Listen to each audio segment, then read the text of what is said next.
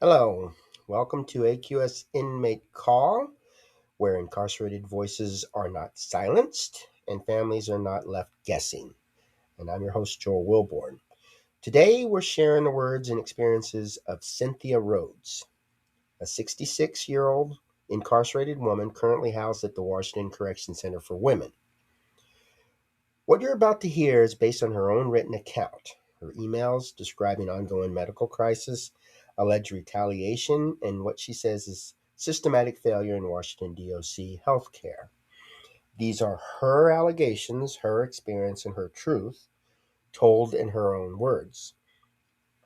Now, she sent an email that's dated March 13th, 2026, and she says, "Hello, I am being targeted and abused by Sergeant Blair. He is retaliating on me for grieving him a few years ago. He wouldn't let me sit in my new wheelchair under the gazebo where the other officers usually let us, because that's what they were designed for. He yelled at me in front of everyone and asked me 5 times, yelling in my face, 'What makes you so special? What makes you think you're so special?' over and over, approximately 5 times. And he said, 'You will not sit under the gazebo. You will get in the med line in the rain or snow like everyone else. Mind you, this ruins the wheelchairs, and I'm on a contract and responsible for the damage that happens to the wheelchair.' They also were laughing at my dilation sunglasses, Sergeant Blair, at 12 p.m. today in the lunch hall. I had another eye surgery, and it failed. I will continue to go blind. We have also been locked down for an hour and more at a time and not allowed to use the bathrooms. And one girl went anyways because she was going to pee on herself. And she was put in segregation for 5 days and given a major infraction. And several other girls were given majors for peeing in the trash cans. The abuse is out of control. I went to the clinic and reported what Sergeant Blair did, and the RN said this is abuse. And it was documented. This has got to be reported to Adult Protective Services. Please." The RN said that would be good if someone could do this. My anniversary of when I met my husband was yesterday, and I turned 66. It's terrible. This place ruined it all. And my husband is in the hospital with blood poisoning. Well, I hope you enjoy the snow, everyone, and thank you for your help and support. Sincerely, Cynthia Rhodes. Okay, so the first part. Cynthia's 66 years old, and she uses a wheelchair. She is legally blind following failed eye surgery. She reports internal bleeding, back injuries, ankle and wrist injuries, and ongoing surgical complications. She writes that she is responsible for damage to her wheelchair under her contract, yet was allegedly forced to wait in rain and snow despite accessible structures being available. According to Cynthia, her medical needs are not accommodated. They are treated as inconveniences. Now, Cynthia reports that recommended post-surgical prescriptions were lost and later denied until an outside medical institution confirmed they had, in fact, been written. She alleges that after her husband contacted headquarters to report her medical suffering, retaliation followed, including verbal abuse, humiliation, and restriction of basic accommodations. She states that a registered nurse documented her treatment as abuse, encouraged to report to Adult Protective Services. Cynthia describes prolonged lockdowns without bathroom access, where women were allegedly punished for attempting to avoid soiling themselves. She reports being housed with another incarcerated woman who she says has a contagious medical condition, does not shower, and contaminates her CPAP medical equipment, yet requests for reassignments were denied. She calls this cruel and unusual punishment, not because of one incident, but because of repeated refusal to address health risks. During outside surgery transport, Cynthia alleges she was restrained across her midsection despite active bleeding, chained at the ankles, and handcuffs. She states she was forced to strip and bend despite severe joint damage and pending knee replacement. According to her account, even emergency contact updates were denied. with staff allegedly stating that DOC itself was her only emergency contact. She says these incidents are now under investigation. Cynthia turned 66 while incarcerated. Her wedding anniversary passed. Her husband was hospitalized with blood poisoning. She writes that the emotional toll combined with medical neglect has pushed her beyond exhaustion. And quoting her, "This place ruined it all," she says, not just the moments, but her health and dignity. Now, she sent me a few emails, and I read one of them the way she wrote it to me, and then summarized the rest. Now, she's not the only person who's gone through this stuff. A medical issue has been going on for years over there. And I communicate with people who are incarcerated and their friends and family, and I work with their support team. And that really helps them once they get out to get settled in, which is my main concern. But while they're in there, situations like this, like her husband helping her out, if they don't have anybody that's in contact with them, I'll do it the best I can to contact someone or just do it myself. And I don't mind that. That's what I do. But not everybody knows what to do. There's times that people will contact me. I'll contact the loved one, and the loved one asks me, "What do I need to do?" So I created some videos that I put on my YouTube channel, the Joel Wilborn YouTube channel, and you can hear some of the instructions that I give to get through mainly the e-messaging services. But there's a few interviews that I do with some of the people who are incarcerated, and they'll explain in their words, and that you can hear them say this, of what's going on in there. And that's, to me, that's very helpful, because I like when you can hear in their words. And this is not one of those secondhand or third party renditions like what I'm doing here, but reading what Cynthia wrote, it puts a little more, let's say, reality to it. It's easier to believe, and you get an idea of just what it is she's going through.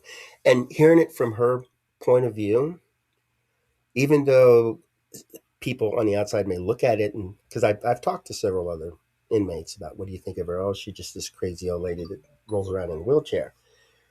But we don't talk to her. We don't hear her side of the story. And that's one of my main focuses. So you can hear what's going on inside the prison from a person who's in the prison. Now, lately, there have been a few PR campaigns from WCCW where, like, I did a podcast on the horses that they brought in to help with rehabilitation and therapy and to keep people calm. And some of the inmates are saying that it's nice to talk to horses. And anybody that's been around a pet or an animal, or even horses, knows that this can help. This is a very calming thing, just like dogs and cats. And they'll the DLC will release this to make things look good for them, or that they're getting training in there, or they're getting contracts with employers. And I went through a few of their, I looked up a few of their programs, and I was actually able to go to graduation and I got a chance to hear the instructors and the potential employers. And I like that. Even when I go out into the community and I talk to people about helping out the incarcerated people, a lot of the businesses are willing to give them a shot. And some of them get discounts from state and federal agencies. So it's a win-win situation to work with people. And, usually when they get out of a correctional center, and that's what this is, they should be contributing to society instead of taking taxpayer money, putting into the tax money. And that's the goal that we're looking for. Get them out, get them employed, have them pay the taxes, and become productive in society. But it's difficult to do when you run into a situation like Cynthia. And I really feel bad for her. And she writes to me, and I've asked her to provide this stuff so I can share it. And she's made my main point of contact. Now, if you know anybody who's locked up and going through situations like this, it's not hopeless, and you can make a difference. Now, if someone you know that you love is incarcerated and medically vulnerable, here are some actions that help. Number one, document everything. Keep copies of emails, medical grievances, kites, dates, names, and witness accounts. Patterns matter more than single incidents. I'm currently going through that. I've been helping people, but the DOC started retaliating against me, and so I document stuff, and it really helps. And I tell people, set a goal and then reach that goal. And there may be a lot of setbacks, but your goal stays intact. I want to indict some of these prison officials, and so restricting me from communication or denying me visits doesn't mean I don't reach my goal. My goal is to indict. In order to get that, I make copies of emails and witness accounts, get names. I've got that stuff. And when I talk about it and show it to other folks, especially state officials, they're telling me this is what they need. I should go ahead and proceed with this. And I'm on the right track. I can keep that goal. People who set goals and reach them are more successful than those who don't. So keep these copies. Keep a paper trail. Number two, call outside agencies. Adult protective services, disability rights organizations, prison legal advocacy groups, medical licensing boards when appropriate. Another thing that I do as well.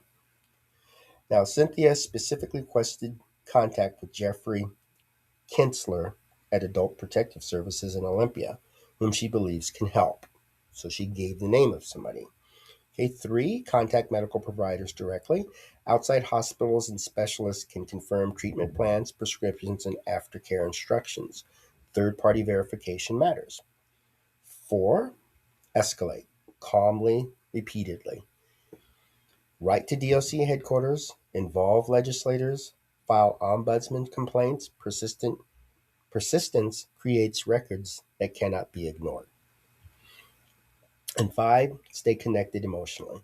Calls, letters, and advocacy reminds incarcerated people they are not disposable. Hope is a form of medical support. Now, I'm able to do a lot of this stuff with my personal issue that I have with DOC. But for me to contact the people in there, it's difficult because they blocked me. But I'm in contact with family and friends and support groups. And that does make a difference too, because I've been told that. So if you're a part of a group, part of a support group, you write some letters, you write them letters, go to some of the pen pal sites for incarcerated people and just pick a person and just start writing. That can really help too. If you want to stop crime, let's start with the people that we know committed a crime and that could maybe commit another crime. We can't stop the crimes of people that we don't know are going to commit crimes. And a lot of folks were surprised. He's such a good person. I never thought he would commit a crime like this. And if you did know that he was going to commit a crime, if you did know there was a possibility of a breakdown, you might have been able to step in and help. But there's no guarantees in something like that. But the people who are locked up, we know we can do something. It's not going to, no guarantee that it will work, but at least we can give it a shot.